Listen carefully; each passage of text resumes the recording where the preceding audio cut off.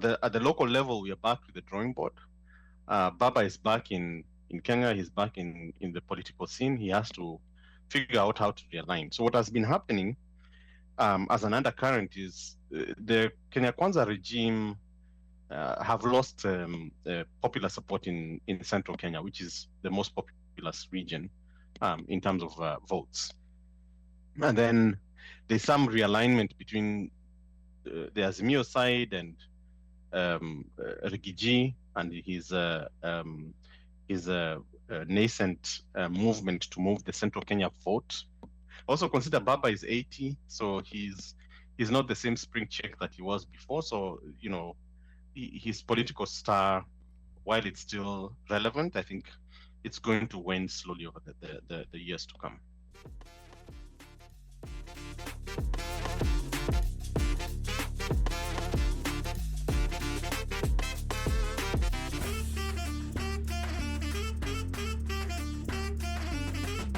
Where do you think Kenya's politics will now head?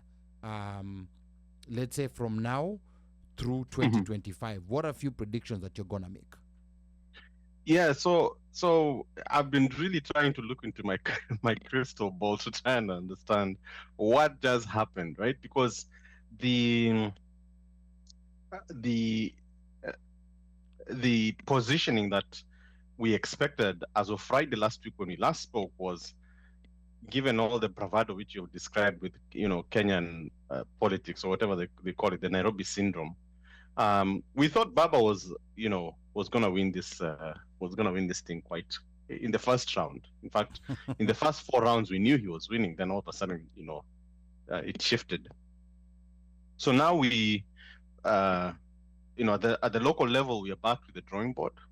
Baba is back in Kenya. He's back in the political scene. He has to figure out how to realign. So what has been happening as an undercurrent is the Kenya Kwanza regime have lost popular support in central Kenya, which is the most populous region in terms of votes.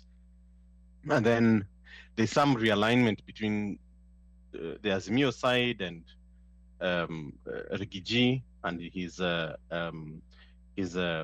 nascent movement to move the central Kenya vote out of the government. And then on the other side, Ruto has been on a charm offensive to other regions, to the northern part of the country with the whole ID thing that we were talking about last week, to Western Kenya, placating them by keeping them in powerful positions in government. And then also the AU move was supposed to be like the big gift to Luo Nyanza. But that has kind of backfired. And I think we'll wait and see, but I think there's going to be a lot of political realignment.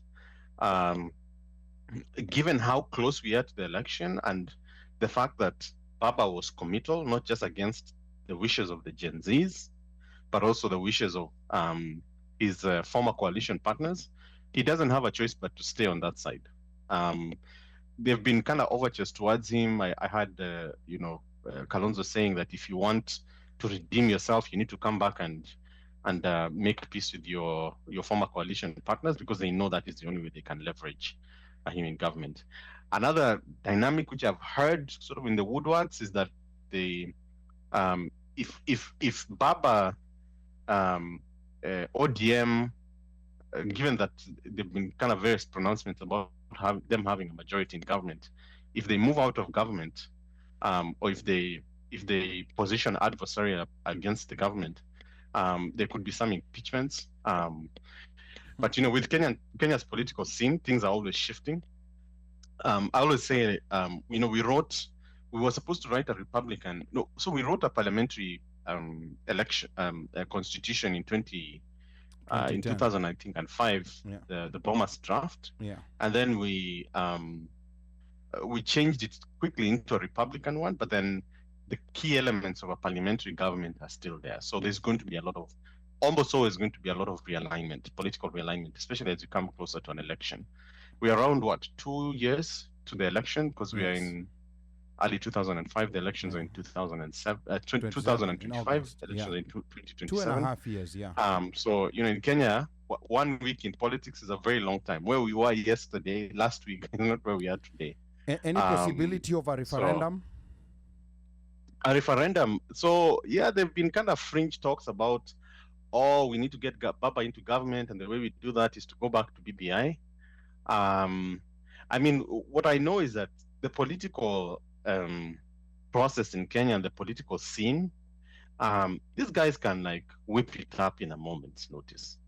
So I can't tell you that next year they are not going to be pushing this BBI agenda from government's ranks, or something similar. You know, there has to be something to like rile up the political class or rile up, the populace Right, into people. the election, as we prepare for the election. So it will be very interesting to see what those realignments are. But we know a couple of things. So I always, I mean, and I lead back to this sort of discussions we've been having before.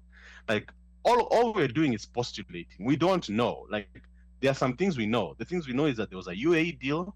We know that RSF is, we know these are the things we know, and these are the connections we can kind of describe or try and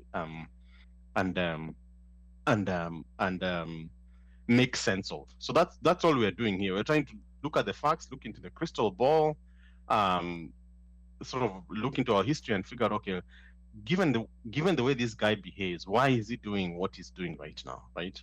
So I think it's the same thing even with this with the question about where we're going as we head to an election. Last week it was obvious, and we knew what the political play was. We don't know what the plan B was, or is. So I think there's going to be a grab for power as usual. I'm not sure I see a scenario where the Kenya Kwanza government will concede power. I don't see that scenario. So the issue is not even whether or not, in Kenya it's never whether you win or lose the election, it's whether you take power. And I think power in Kenya has always been taken through constitutional coups, unlike other regions of Africa. So there's a lot that will change. Also consider Baba is 80, so he's not the same spring check that he was before. So his political star, while it's still relevant, I think it's going to wane slowly over the years to come. Okay, asante sana Dr. Wangusi. Very healthy conversation. A lot of things to to ponder about, and of course, this is something that we're gonna follow closely, and we are hoping this is gonna, like get Kenyans to want to be interested in what's happening, not only inside but even foreign policy decisions that do come back and have an impact back in Kenya. Asante sana Dr. Wangusi.